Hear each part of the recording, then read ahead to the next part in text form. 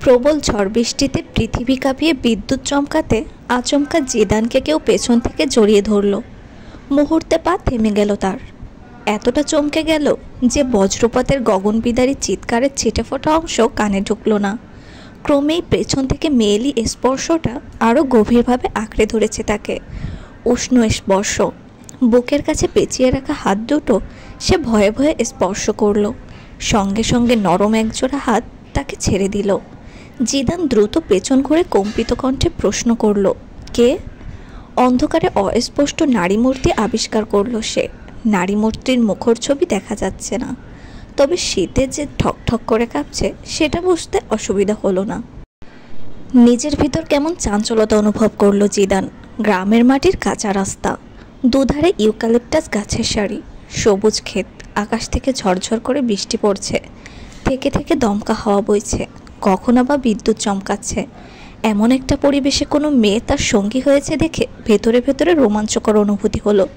সে মৃদু সুর তুলে মেয়েটির দিকে তাকিয়ে আবার প্রশ্ন করল, কে তুমি? কোথায় যাচ্ছ?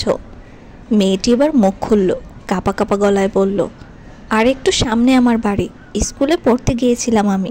স্কুল শেষে কোচিং করেছি। ফেরার পথে বৃষ্টি চেকে ধরল। আমায় একটু আপনার সাথে নেবেন? বজ্রপাত ভীষণ ভয় পাই আমি। কি স্নিগ্ধ কণ্ঠ! জিদানের শরীরের রন্ধে রন্ধে যেন সুরের ঝঙ্কার তুলল। ঠোঁটের কোণে হাসি ফুটে উঠল তার। এই বৃষ্টি স্নাত সন্ধ্যায় তার মনের শহরে অন্যরকমের দোলা দিয়ে গেল। কলেজ জীবন থেকে যান্ত্রিক শহরে মেসে থেকে পড়ালেখা করে সে। অল্প কয়েকদিনের জন্য ঈদের ছুটি পেয়েছে। গ্রামে ফেরার কোনো ইচ্ছে ছিল না, কিন্তু শেষ মুহূর্তে মায়ের কান্নারত মুখ সহ্য করতে না পেরে আজ রওনা দিয়েছে। স্টেশন পেরিয়ে বড় বাজার আসার পথে বৃষ্টির মুখোমুখি হয়। বহুদিন এমন বৃষ্টিতে ভেজা হয় না, সেজন্য লোভ সামলাতে না পেরে ভিজেই রওনা দিয়েছে। কিন্তু কিছু দূর আসার পরে যখন চারদিক ঘুটঘুটে অন্ধকার হয়ে এলো, তখন তার সিদ্ধান্তে কিছুটা মন খারাপ হয়েছিল। কিন্তু এই যে নির্জন শুনশান রাস্তায় মেয়েটিকে সঙ্গী পেয়ে তার বুকের ভেতর আলাদা ভালো লাগার সৃষ্টি হলো। সে মেয়েটিকে অভয় দিয়ে বলল, ভয় পেও না, আমার সাথেই ফিরবে তুমি। কোন ক্লাসে পড়ো তুমি? ক্লাস 10। এত পিচ্ছি তুমি? আমি শহরের ভার্সিটিতে পড়ি। মেয়েটি এবার মাথা তুলে তাকালো। সঙ্গে সঙ্গে গ্রামের দক্ষিণ কোণ ঘেঁষে আকাশে বিদ্যুৎ চমকে উঠল। তার কমলা লাল আলো এসে মেয়েটির মুখে আছড়ে পড়ল। জিদান ধুকপুক করা বুক নিয়ে আবিষ্কার করলো অপরূপ সৌন্দর্যের অধিকারিণী একটি মেয়ে। চোখের পলক ফেলে দেখার আগেই চারপাশ অন্ধকারে ছেয়ে গেল। সেই সাথে মেয়েটি দ্বিতীয়বারের মতো তাকে জাপটে ধরল। জিদানের ভেজা জবজবে শীতল শরীরটা কোমল উষ্ণতায় ভরে গেল। বুকের বাঁ পাশটায় হাতুড়ি পেটার মতো শব্দ হলো। এবারও বজ্রপাতের শব্দ তার কর্ণকুহরে প্রবেশ করল না। মনের পর্দায় আটসাট হয়ে একটা ছবি গেঁথে গেল। কিশোরী একটা মেয়ে, নীলরঙা স্কুল ড্রেস, কাঁধে ঝোলানো ব্যাগ, ভেজা চোখের পাপড়ি, খাড়া নাক, কম্পমান রক্তিম ঠোঁট যুগল, আর ভয়ার্ত একজোড়া চোখ। আনমনে হাতটা মেয়েটির পিঠে চলে গেল। মেয়েটিকে আশ্বস্ত করে বলল, ভয় নেই তোমার, আমি আছি। তার কণ্ঠ কানে যেতে দ্রুত মেয়েটি তাকে ছেড়ে দিল। ইতোমধ্যে বৃষ্টির বেগ বেড়ে গেছে। তাড়াতাড়ি করে বাড়ি পৌঁছাতে হবে। দিনের কিছু অংশ বাকি থাকলেও অন্ধকার দেখে বোঝার উপায় নেই। সে এক পা এগিয়ে মেয়েটিকে বলল, চলো হাঁটি, বৃষ্টি বেড়ে যাচ্ছে, তোমার ঠান্ডা লেগে যাবে। আমার ঠান্ডা লাগে না, কিছুই হয় না আমার, শুধু বজ্রপাত ভীষণ ভয় পাই। মেয়েটি নিঃশব্দে আবার হাঁটা ধরল। জিদান তার পাশাপাশি হাঁটলেও তার দৃষ্টি মেয়েটির উপর নিবন্ধ রইল প্রতিটা সময়। কিছু দূর যেয়ে সে ক্ষীণ স্বরে বলল, তুমি কি এখনো ভয় পাচ্ছ? বললাম না, আমি বৃষ্টি বজ্রপাত ভীষণ ভয় পাই। ওরা আমার জীবন কেড়ে নিয়েছে, আমি বজ্রপাত ভীষণ ভয় পাই। শেষের কথাগুলো জিদানের কানে ঠিকমতো পৌঁছালো না। সে নিজে থেকে মেয়েটির হাত চেপে ধরল। মেয়েটি কোনো প্রতিক্রিয়া করল না। মিনিট দেড়েক পরেই সে চিন্তিত কণ্ঠে বলল, তোমার হাত এত শীতল কেন? একদম ফ্রিজড হয়ে গেছে। মেয়েটি মাথা নিচু করে হাঁটছে। জিদান অন্ধকারে তার মুখ দেখতে পাচ্ছে না, কিন্তু সে খুব করে যাচ্ছে আরেকবার বজ্রপাত হোক, এই সদ্য ফোটা ফুল তাকে জড়িয়ে ধরুক, তার উষ্ণ নিঃশ্বাস আরেকবার তার বুকে আছড়ে পড়ুক, আরেকবার সে ওই ভৃত চাহনিতে চোখ জোড়া দেখতে চায়। সে পুনরায় বলল, তোমার হাত এত ঠান্ডা হয়েছে কেন? জানি না। তোমার কি শীত লাগছে?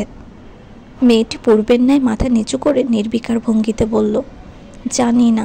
কিছুই জানি না আমি। এবারে কিছুটা ভয় পেয়ে গেল জিদান। মনে হলো মেয়েটির কণ্ঠ বৃষ্টির ফোঁটার মতোই তীক্ষ্ণ আর হিমশীতল, গায়ে কাটা দিয়ে যাচ্ছে। ভয়ে কিনা জানা নেই, সে মেয়েটির হাত ছাড়তে চাইল, কিন্তু বিস্ময় নিয়ে লক্ষ্য করল সে মেয়েটির হাত থেকে নিজের হাত আলগা করতে পারছে না। মেয়েটিও তার আঙুল আঁকড়ে নেই। অদৃশ্য কোনো শক্তি যেন দুজনের হাত একত্রে করে রেখেছে। শুকনো ঢোক গিলল সে, নিজেকে শক্ত করে বলল, এই গ্রামে আমাদের দুজনের বাড়ি, কিন্তু তোমায় তো চিনি না, তোমার নাম কি? মেয়েটি বরাবরের মতো প্রশ্নটা এড়িয়ে গেল। নিজের হাতে এক প্রকার টান অনুভব করলো জিদান। দেখল মেয়েটা খুব দ্রুত হাঁটছে, তার পায়ের সাথে তাল মেলাতে পারছে না সে। খুব কষ্ট হচ্ছে হাঁটতে তার। মেয়েটির হাত ক্রমেই বরফ শীতলতাকে হার মানাচ্ছে। সে এত ঠান্ডা সহ্য করতে পারছে না। তার নিজের শরীর ঠকঠক করে কাঁপছে, দাঁতে দাঁতে বাড়ি খাচ্ছে। সে কম্পিত কণ্ঠে বলল, কে তুমি মেয়ে? তোমার নাম কি? আচ্ছা, তোমার নাম বলতে হবে না, তোমার বাবার নাম কি? তোমার বাবার নাম বললেই চিনব আমি। উত্তর পেল না সে। তবে হুট করে মেয়েটি হাত ধরে রাখা হাতে তীব্র টান অনুভব করলো। চোখ বন্ধ হয়ে এলো তার। মাথা চক্কর দিয়ে উঠল। প্রচণ্ড জ্বরে একটা হাওয়া এসে তাকে যেন উড়িয়ে নিয়ে গেল। তখনই সমুদ্রে ভাসমান এক টুকরো খড়কুটো হিসেবে সে মেয়েটির হাত শক্ত করে চেপে ধরল। খুব দ্রুত হাওয়া থেমে গেল যেন। জিদান চোখ খুলে দেখল সে আগের মতো মুষলধারে বৃষ্টি পড়ছে। বৃষ্টির ফোঁটা সুতীক্ষ্ণ ফলার মতো গায়ে বিঁধছে। ডান হাত হালকা মনে হতে সে দেখল হাত খালি। চমকে আশেপাশে তাকালো, মেয়েটি কোথাও নেই। বুকের ভিতর শীতল রক্তস্রোত বয়ে গেল। সে ভয়ার্ত চোখে চারপাশে লক্ষ্য করে দেখল বাড়ির কাছাকাছি চলে এসেছে প্রায়। আর মিনিট 10 হাঁটলে পৌঁছে যাবে। কিন্তু সে এত দূর এলো কিভাবে? ডান পাশে লক্ষ্য করল সে। রাস্তার পাশ ঘেঁষে সুবিশাল বটগাছটা আগের মতোই আছে। ঝোড়ো বাতাসে তার বড় বড় পাতা দোল খাচ্ছে। বটগাছের ওপাশে বড় ঈদগাহ মাঠ। মাঠের দক্ষিণ দিকে ইট সিমেন্টের ঢালাই করা বসবার জায়গাটা এখান থেকে চকচক করছে। একবারের জন্য মনে হলো সেখানে কে যেন বসে আছে। কিন্তু ঝড় বৃষ্টিতে ওখানে কে বসে থাকবে? পরক্ষণে তার মেয়েটির কথা মনে পড়ল। চারপাশে নজর বুলিয়ে ব্যর্থ হলো। কোথাও জনমানবের চিহ্ন নেই। ভয়ে জিদান দ্রুত বাড়ি ফেরার সিদ্ধান্ত নিল। কয়েক পা এগোতে শরীর জমে গেল তার। পা মাটি থেকে টেনে তোলার চেষ্টা করলো, কিন্তু পারছে না। বটগাছের মতো শিকড় গজিয়ে গেছে যেন। বুকের ভেতরটা অজানা আতঙ্কে কেঁপে উঠল তার। ভয়ে গলা শুকিয়ে এলো। চারিদিকে কেমন গা ছমছমে ভাব। হুট করে মনে হলো বটগাছের পাতা হাসছে, তার দিকে তাকিয়ে আছে। আশেপাশের প্রকৃতি যেন জীবন্ত হয়ে উঠেছে। তার বাম পাশের খালের কিনার ঘেঁষে থাকা ঝাউবনের সারি যেন তার দিকে এগিয়ে আসছে। বটগাছ তার দিকে এগিয়ে আসছে। চারপাশের সমস্ত গাছপালা ছুটে আসছে তার দিকে। বিস্ফোরিত নয়নে মাথা ঘুরিয়ে ঈদগাহ মাঠের দিকে তাকালো সে। মাঠের মাঝে আগুন জ্বলছে। আগুনের উপর বড় বড় বৃষ্টির ফোঁটা পড়ছে। কিন্তু কি আশ্চর্য, আগুন নিভছে না। আগুন থেকে বেশ খানিকটা দূরে নীল রঙা ড্রেস পরিহিত সেই মেয়েটি নির্বিকারভাবে বসে আছে। আগুনের লালচে আভায় দেখতে পেল মেয়েটির ঠোঁটজোড়া তিত্তির করে কাঁপছে। মেয়েটির কপাল বেয়ে সরু একটা রক্তের ধারা। ভয়ার্ত চোখে মেয়েটির ডান হাত দিয়ে রক্ত ছুঁয়ে দেখছে। তার হাতের কবজিতে থাকা নীল পাথরের ব্রেসলেট আগুনের আলো পড়ে চকচক করছে। হুট করেই মেয়েটির সৌন্দর্য ঢাকা পড়ে গেল। বিভৎস কদাকার এক রূপে পরিবর্তিত হলো সে। জিদান ভয় পেয়ে চিৎকার করে উঠল। পা টেনে এগিয়ে যেতে কাদামাটিতে পড়ে গেল। গা কাদায় মাখামাখি হয়ে গেল। তবুও সে মাটিতে গড়াগড়ি দিয়ে প্রাণপণ চেষ্টা করে এগিয়ে যেতে লাগলো। হঠাৎ চোখের সামনে নীল পাথরের ব্রেসলেট পরিহিত একটা কাটা হাত ভেসে উঠল। ভয়ার্ত চোখে তাকাতে হাতটিটাকে টেনে তুলল।